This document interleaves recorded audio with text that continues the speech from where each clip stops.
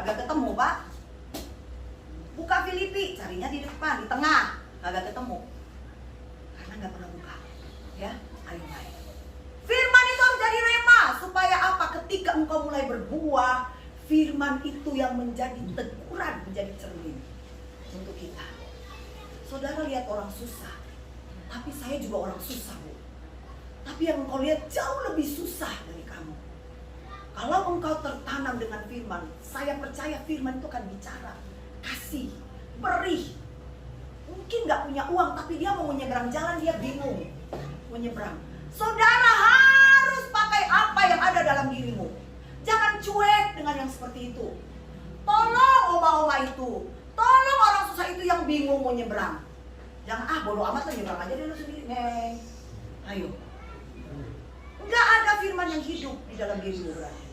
Tapi kalau kau firman itu mulai menjadi rema dalam kehidupanmu sehari-hari, melihat seperti itu engkau akan tidak betah. Engkau pasti ulurkan tangan. Itu saudara mulai berbuah. Amin. Dalam kehidupan nggak punya, aduh Bu, Ibu sih enak, besok mau makan apa Ibu tahu. Tapi kita ini mau makan apa besok nggak tahu Bu, masih nyari. Itu yang saya bilang. Kita bilang apa? Jangan berharap kepada manusia, berharap kepada Tuhan. Saudara, saya harus katakan hidup saudara dan saya ini ciptaan. Gak ada dari kita. Siapa yang dirinya dicipta sendiri, mencipta diri sendiri? Angkat tangan. Lalu kita semua diciptakan oleh siapa? Berarti Tuhan, kita punya satu pencipta, Tuhan. Jadi kita semua yang ada siang ini apa? Diciptakan. Ketika Allah menciptakan saudara dan saya, Allah itu bertanggung jawab. Amin. Bertanggung jawab. Saudara mau apa dalam kehidupan ini, Allah itu bertanggung jawab. Jangan pernah takut. Jadi poin yang kedua, berbuahlah. Berbuahlah. Contoh berbuah. Saya nggak mau panjang-panjang ya, nanti tambah bingung. Contoh berbuah itu, contoh realnya, jangan pernah takut memberi. Saya harus bilang di sini, jangan takut memberi. Saudara ingat janda yang memberi persembahan di gereja, ada ceritanya kan? Nah, harus baca Alkitab perlu tahu. Itu dia memberi, lalu Tuhan Yesus kayak Pak Cengli begini nih, ini kotak persembahannya di sini, ini Tuhan Yesus, lalu janda itu datang memberi. Orang Alkitab katakan orang-orang kaya pun, orang-orang apa yang ada jemaat itu pun memberi. Tapi saudara tahu yang Tuhan Yesus perhatikan siapa? Janda yang miskin itu. Kita bilang janda miskin. Saya waktu merenungkan firman ini, saya bilang begini, Tuhan Yesus ini kayak nggak ada kerjaan ya. Iya kan? Karena Alkitab bilang Yesus duduk di depan dan memperhatikan siapa yang memasukkan persembahan.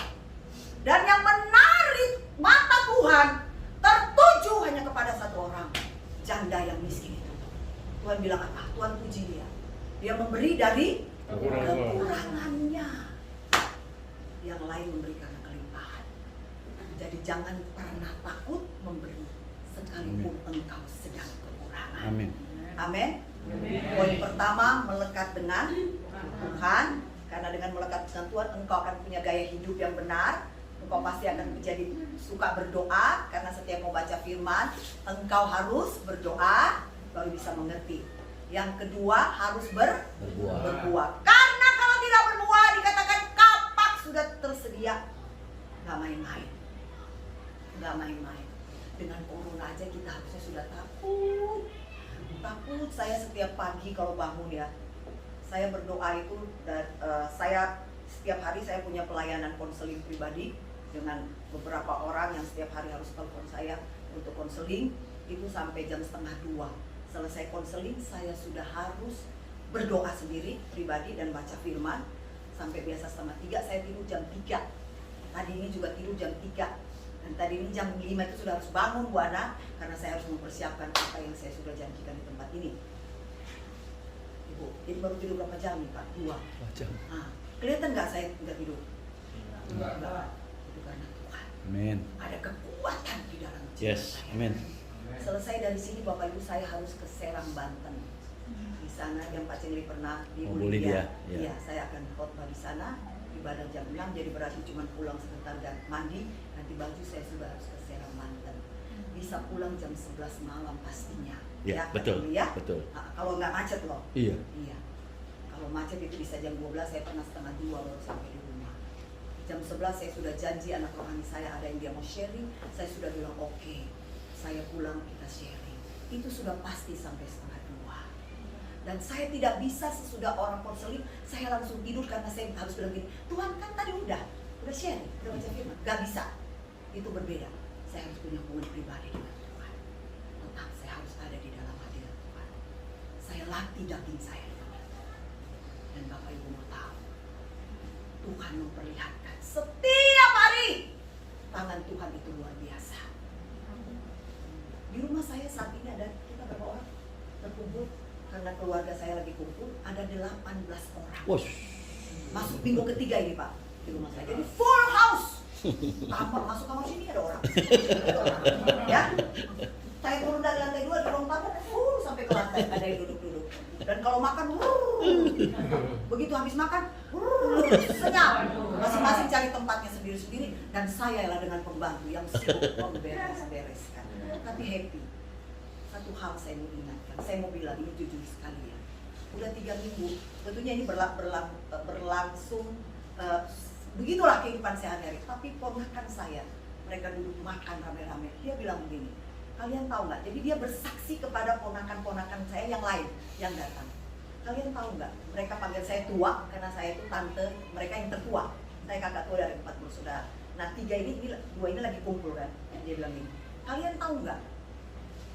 Saya hidup sehari-hari dengan tua. Yang kita makan-makan ini termasuk yang kita makan sekarang. Saya lihat dengan mata kepala sendiri. Ini tua nggak beli. Jujur Pak Cek. Ini tua nggak beli loh. Dikirimin orang. Allah kamu memelihara. Amin.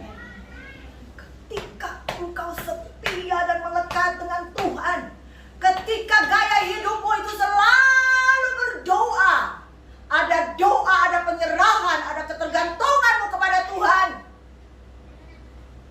Ketika engkau hidup dengan selalu membagi ini, jangan pernah pelit, jangan pernah pelit. Dan saya harus ingatkan, memberi itu harus tanpa batas. Saya tidak pernah mempermasalahkan dia mau agama apa, dia mau orang apa, dia mau suku apa, enggak. Ketika saya lihat sesuatu yang harus saya beri, saya lepaskan sesuatu. Dan Allah itu tidak pernah berhutang. Amin. Sampai kemarin ya kita masih yang namanya parcel. Nggak tahu. Mantap. Pokoknya sekarang di rumah saya udah Gojek berhenti, masih sudah. Bu Sherry lah, itu ponakan udah goyang, tuh datang lagi tuh berkat. Jujur Pak. Luar biasa. Seperti itu. Saya pernah satu waktu begini ya, ini saya mau saksikan supaya ayo jemaat bangkit. Jangan takut, hidup ini Tuhan pelihara. Amin. Amin. Saya baru rencana, emang beras habis loh Pak. Jujur habis, dan saya baru rencana mau beli. Saya turun lantai 1, sudah siap mau ke pasar, mau ke supermarket kan saya dekat Alfamart, pembantu saya udah bilang, Bu, beras habis. Waduh, kamu nggak bilang. Saya turun dari tangga, kamu tahu Roh Kudus bilang, nggak usah pergi. Saya nggak jadi pergi, saya taat. Kenapa Roh Kudus? Beras itu dalam perjalanan. Nggak sampai 10 menit, Gojek datang. Itu kirim beras Pak.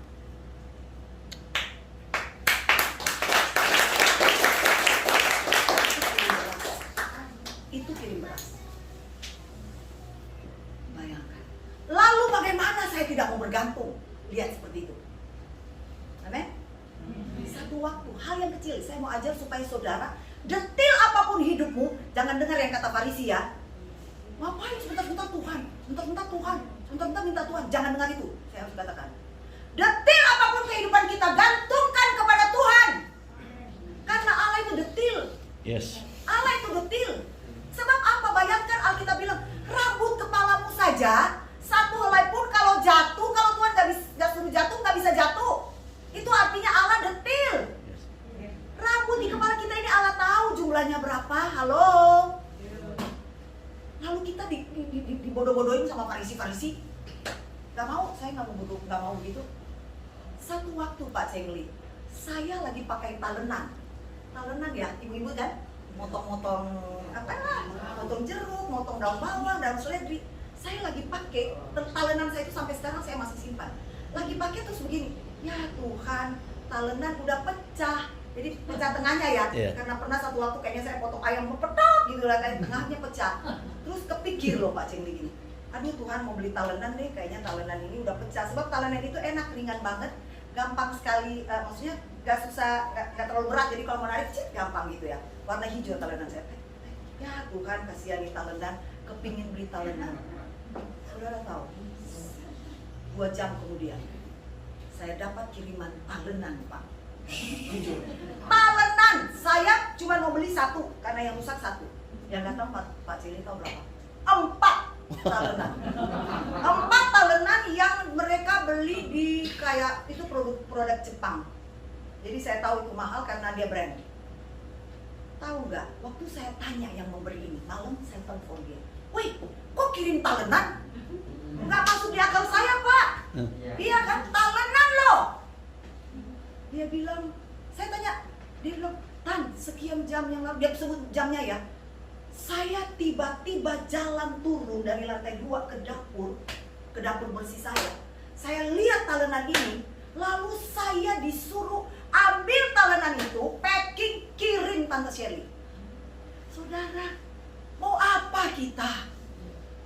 Saya rangkaikan jam yang dia bilang waktu dia disuruh itu. Itu jam di saat saya sedang memotong dan membilang, Tuhan saya mau beli talenan. Talenan udah pecah. Allah itu sutradara yang paling sempurna, Bapak Ibu. Tuhan tahu kehidupan kita. Amin. Tuhan tahu keperluan kita. Bayangkan talenan aja. Saya perlu 1, Tuhan kirim 4. Halo? Masih nggak mau baca firman? Masih nggak mau berdoa? Rugi sendiri. Saya tutup dengan sebuah kesaksian yang akan saya harap ini kesaksian untuk terus membangkitkan Bapak Ibu di tempat ini. Ayo rubah pola hidupmu, sebab kita akan tinggalkan 2020. Kuburkan semua kemalasanmu di 2020. Kuburkan semua kebodohanmu di 2020. Bangkit, masih ada 4 hari. 4 hari ini latihan untuk sungguh-sungguh jadi pendoa, untuk sungguh-sungguh jadi pembaca firman, untuk sungguh-sungguh berjanji kepada Tuhan, saya mau berbuah banyak. Amin. Supaya saya tidak dipotong. Saya tutup dengan kesaksian ini. Oke? Saya tutup dengan kesaksian ini. Kira-kira Oktober ya, bulan Oktober, kalau saya nggak salah ingat ya. Iya, Oktober. Saya sedang mengurus seorang anak umur 5 tahun, namanya Mario. Kan semua udah tahu saya bahwa saya pelayanannya detail sekali di pelayanan orang sakit dan orang meninggal. Saya mengurus anak namanya Mario. Dia anak orang susah sekali yang dirujuk dari Manado. Orang susah, pokoknya mereka itu di kampung, punya kampung lah di Manado, itu di atas gunung, sampai kampungnya itu nggak ada sinyal katanya. Mereka dirujuk oleh pendeta dia. Dari pendeta dia ini bawa ke rumah sakit di Manado. Dan ada seorang dokter yang kayaknya ada perhatian tetap terhadap sakit dia ini karena dianggap langka. Anak umur 5 tahun jantungnya bocor 5, tapi masih hidup. Lucu ya. Jadi kasus ini sama RSCM diambil. Ya, mereka kan begitu ya. Mereka harus pelajari, apalagi spesialis jantung-jantung ini, mereka mau tahu kok dia bisa hidup ya sampai 5 tahun dengan jantung yang bocor 5. Lalu atas usaha BPJS, ya, BPJS kerjasama dengan Rumah Sakit Manado, dibawalah bapak dan ibunya dan dengan anak ini, dengan Mario ini. Dia punya kakak 1, cicinya, kakaknya perempuan itu umur 8 tahun. Itu ditinggal dengan oma mereka. Bawa. Saya dapat kabar dari teman saya, Ibu Stella. Aduh, Bu Sherry, saya begitu tahu ada. Jadi mereka ini ada orang Manado yang teman saya, Ibu Stella, dia dihubungkan lah karena sama-sama Manado ya, supaya ada yang counter di sini.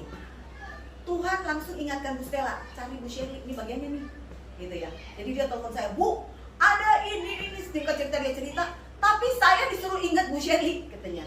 Oke, saya menuju ke RSCM. 1,5 bulan kira-kira saya urus, ya. Saya bolak-balik RSCM. Urusannya tuh harus begini, bawain pampers, Pak, hal kecil, ya, bawain pampers, terus siapin makanan buat mama papanya.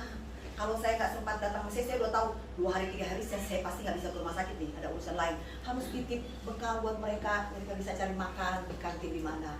mereka nggak bisa tinggal kemana-mana, harus standby karena anak itu langsung ICU, dan mereka harus standby di waiting room ICU itu di lantai 1 yang ruang khusus jantung anak, ya ada di RSCM kalau saudara ke sana.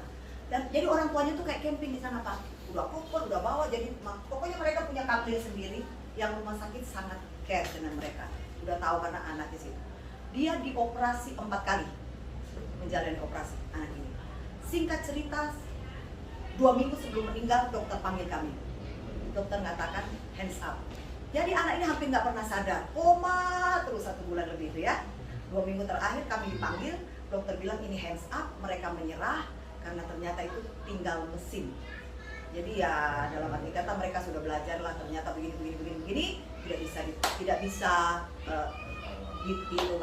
bisa diobati lagi. Sudah dengan segala cara mereka minta maaf dan mereka hands up. Tapi mereka tidak boleh melepaskan alat itu. Jadi kita akan tunggu sampai alat itu tubuh dia menolak sendiri alat.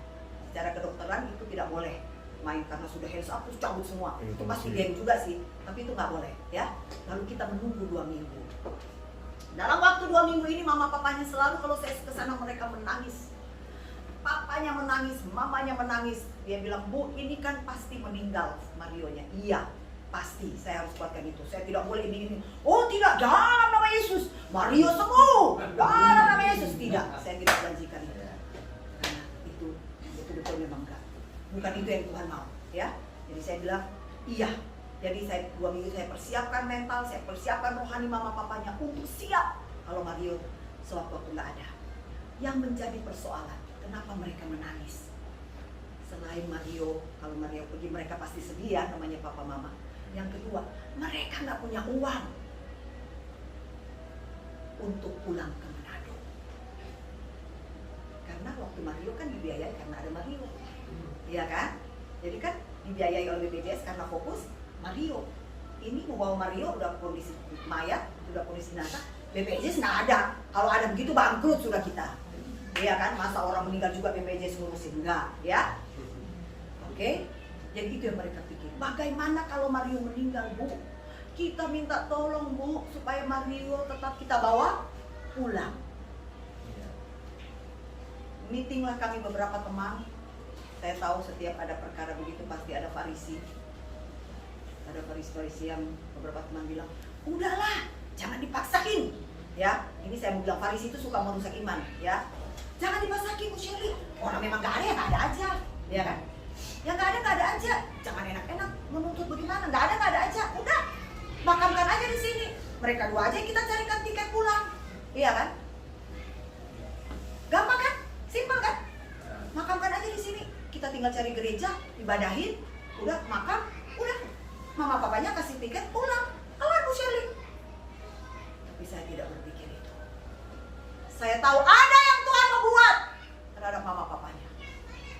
Saya ajak mereka berdoa. Saya duduk di waiting room di bawah itu. Saya bilang, Papa Mama Mario mau Mario dibawa pulang. Iya, sambil nangis. Ayo kita doa, minta sama Tuhan. Iya, ini soalnya benar-benar gak punya uang. Iya kan? Mereka berdoa, menangis, Tuhan tolong.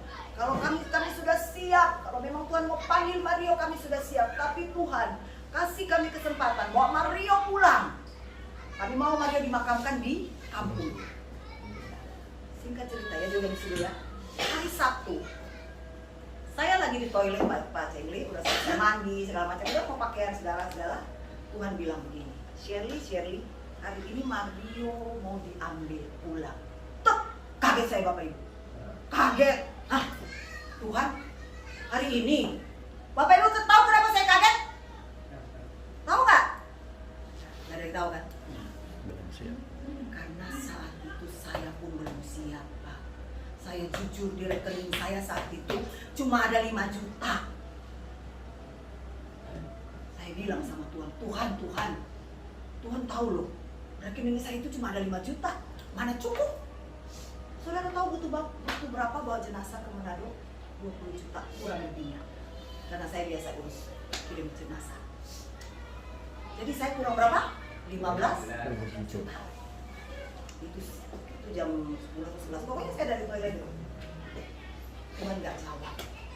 Tuhan cuma bilang, Tuhan, boleh nggak nanti dulu gitu loh. Tuhan kan punya kedaulatan mundurin, iya kan? Iya.